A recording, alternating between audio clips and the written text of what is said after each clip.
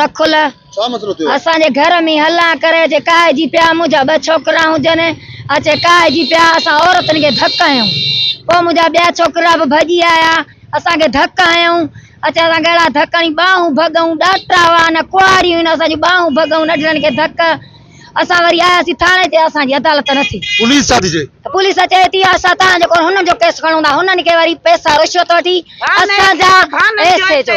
असांजा वरी बि जेल में असांखे विहारे असीं आहियूं बि साईं शफ़ी महमद जा माण्हू रिश्वत वठी वरी बि असांजा विहारे थाणे में हुननि जा कढी छॾे